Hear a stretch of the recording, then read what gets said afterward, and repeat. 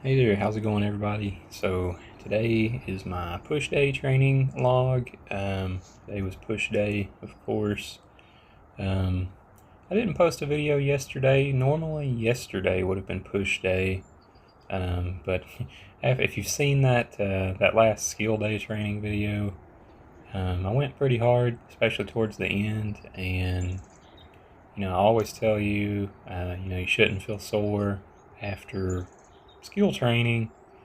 But I think I might have went a little extra hard. I didn't feel super sore, but my body, the next day and then the day after, which would have normally been push day yesterday, um, was definitely telling me that it wasn't quite ready for push day. So I didn't necessarily take the day off, but I pushed, I pushed push day, no pun intended, back a day.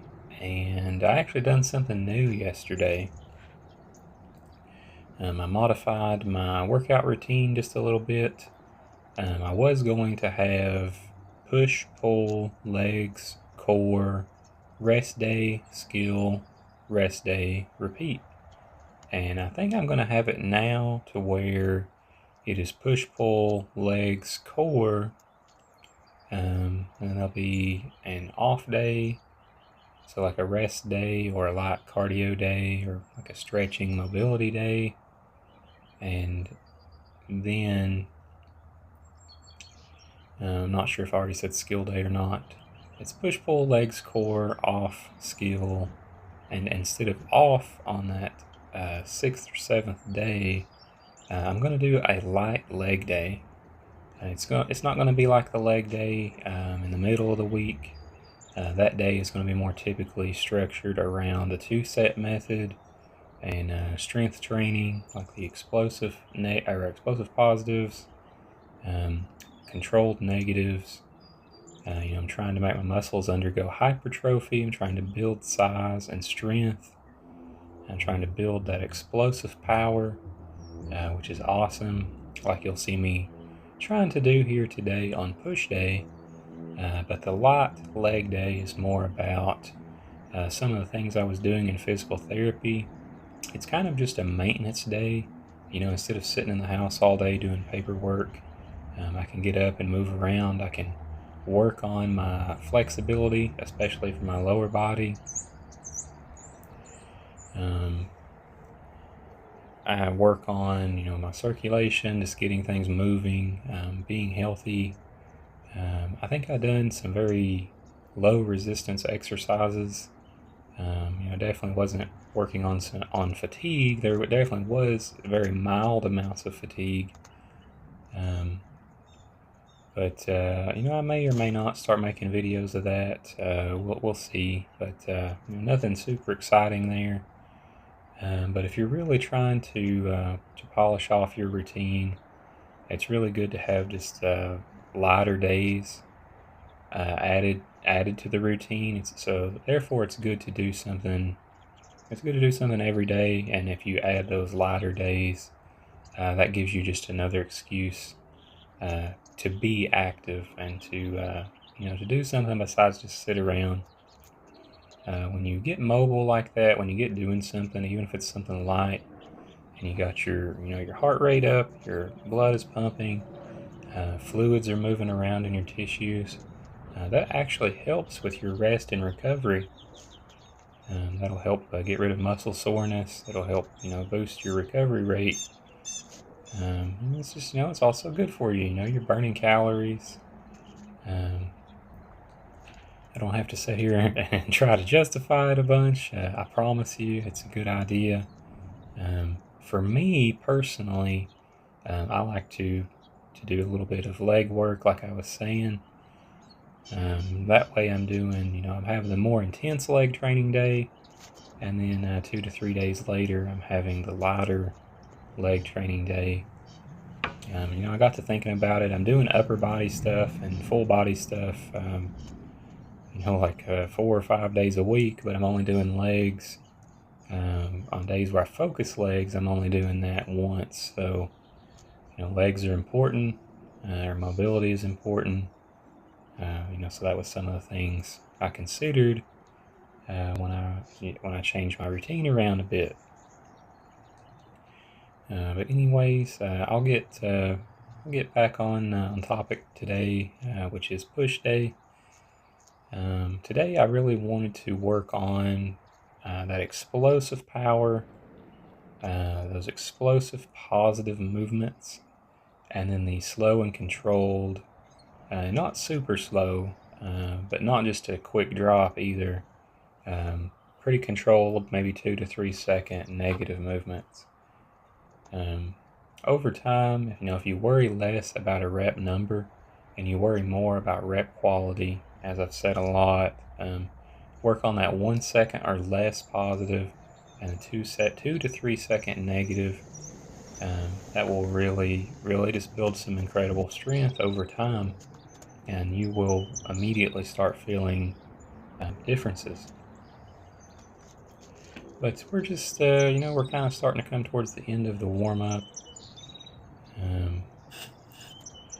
Hit a handstand here. It actually went pretty good. I was very mindful today to keep my core tight on any kind of handstand movement, and I feel like that really helped me keep my balance.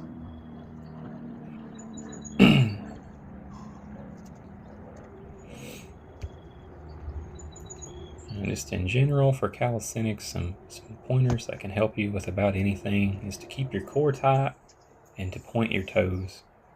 And I don't always do either of those. Sometimes I do one, sometimes I do the other. Rarely do I do both.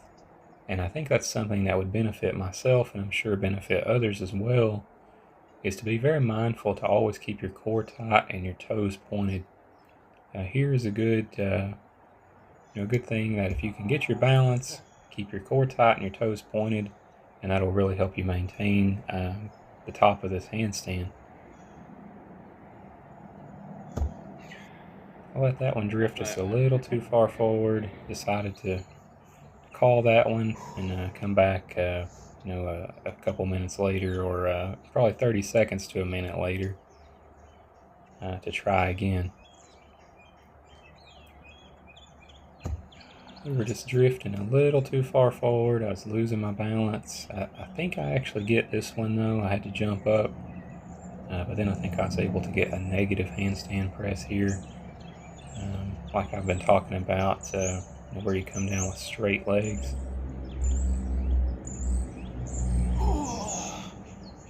Bend them a little bit there. Next time I'll try to be mindful of that.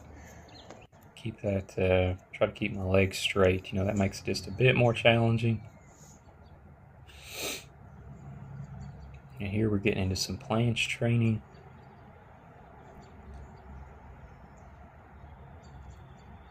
Felt pretty good today. My butt was up a little bit high, but not a deal breaker in my opinion.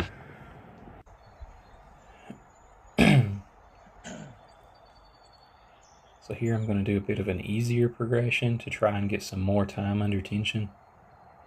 Just a quick little kick out, and then I'm going to try to hold the tucked planche.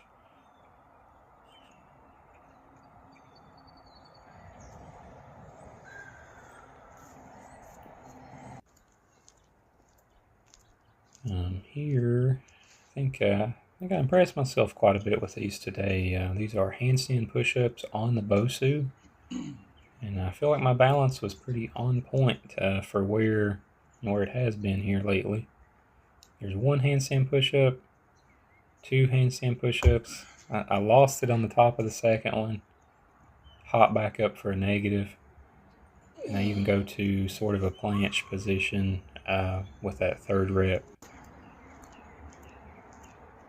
So then I ditch the Bosu. I'm going to try flat ground for this second attempt.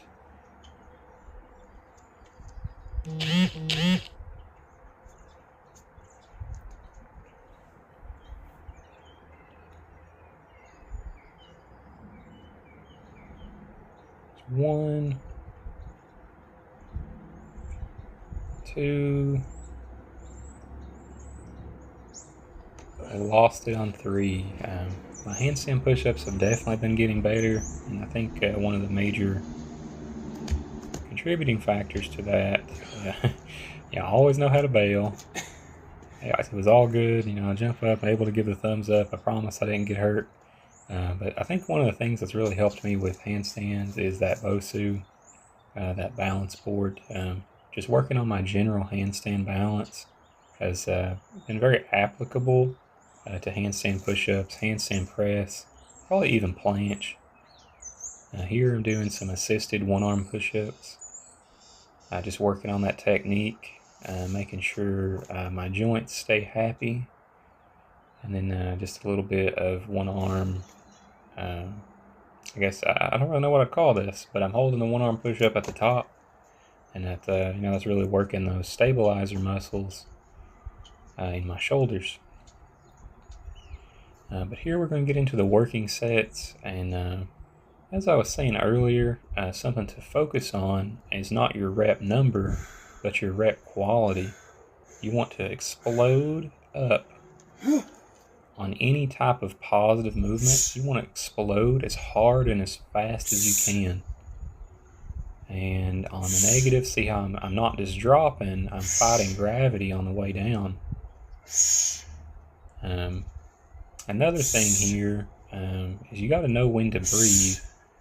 I'm breathing in on the way down, and then as I explode, I'm breathing out.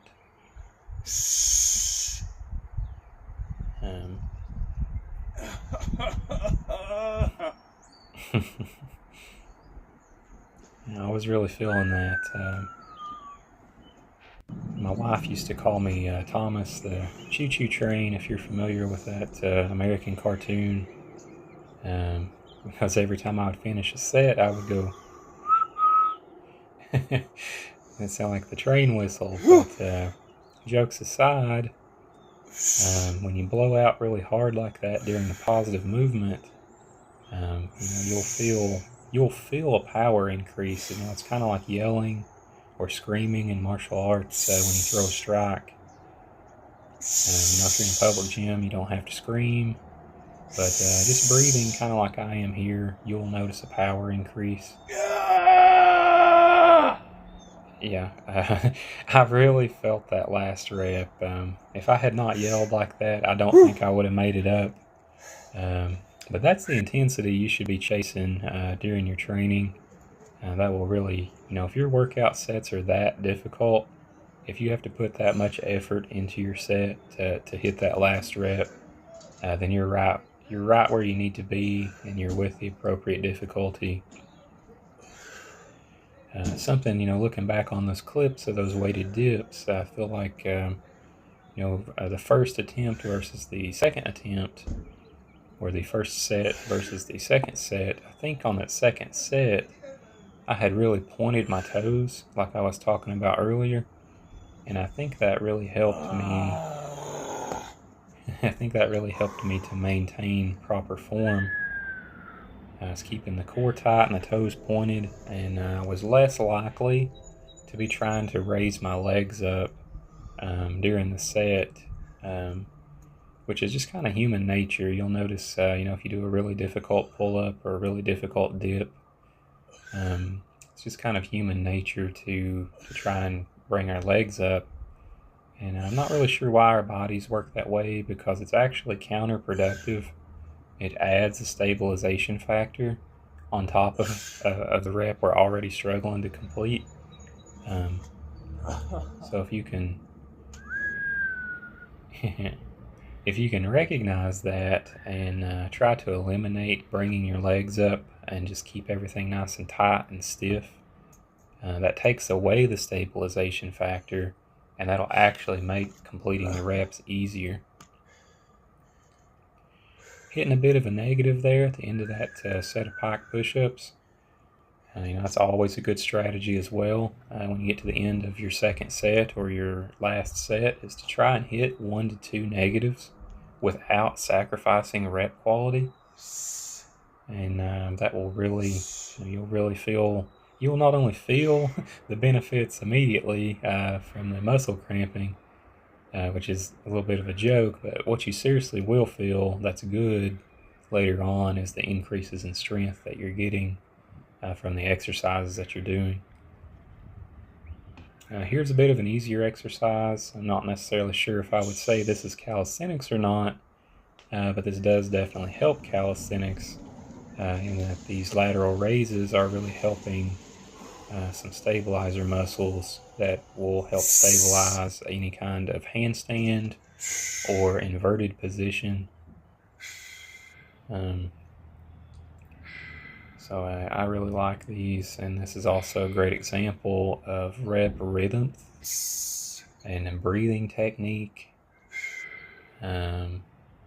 Just keeping your core tight and only making the joints and muscles move that the exercise is focusing.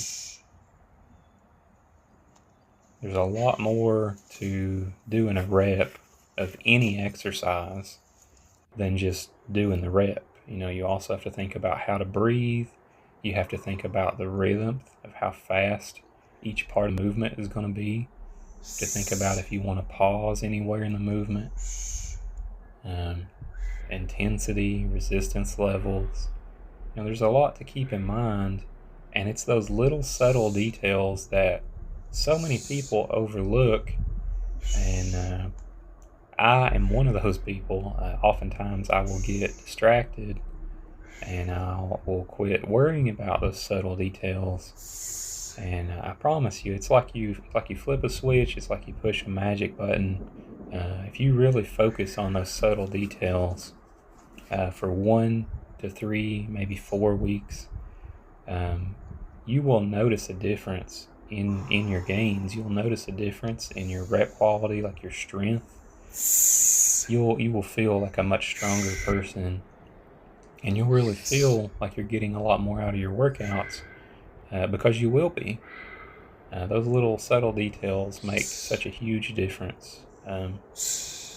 Like I've said, you can do 20 to 30 crappy reps, or you can do 5 or less great reps, where you really focus on those subtle details, and you will get so much more out of those 5 or less reps than you would get out of the 20 to 30 crappy reps.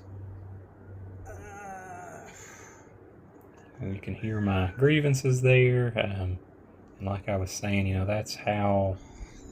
that's about how your set should be, regardless of what exercise you're doing. If it's a working set, not a skill. Now, don't be confused with skills. Skills should be pretty easy and smooth, and slow and controlled. But working sets, that's how they should be. They should make you feel sometimes like you need to scream to get that last rep. You should really be feeling the fatigue when you finish the set. But that's about all I had for today. Here we're stretching out, shaking things out, decompressing that spine with that pullover and that bar hang there. But now we're just going to shake out, and it was a pretty interesting day. Temperatures were probably around 70 Fahrenheit, 19 to 20 Celsius, or room temperature. It started out, it looked very cloudy, looked like it was going to rain. Thankfully it didn't, and the sun came out, and it actually turned out to be a pretty nice training day on the outside gym. Hopefully here soon I'll be able to start working more on the inside gym, as I have a break for school coming up. So I should have quite a bit more free time to try and work on that. When I done the light leg day yesterday, as I talked about earlier, I done that inside the house yesterday because it didn't really require any of the equipment that you see behind me here. I really enjoyed that. I love my outside gym, but there's also days it's nice to just stay inside, and you don't have to lather up with sunscreen or put on special clothes, and you can just do your thing indoors. But a man can dream. Hopefully soon I'll be able to work on that inside gym. A little bit of body composition showing, a little bit of flex cam. You gotta have fun and enjoy what you're doing. Be happy with yourself, and not be in a hurry to make gains. and that's where you'll really find progress. But thank you guys for watching. Please let me know if you have any questions or comments, and take care. Bye-bye.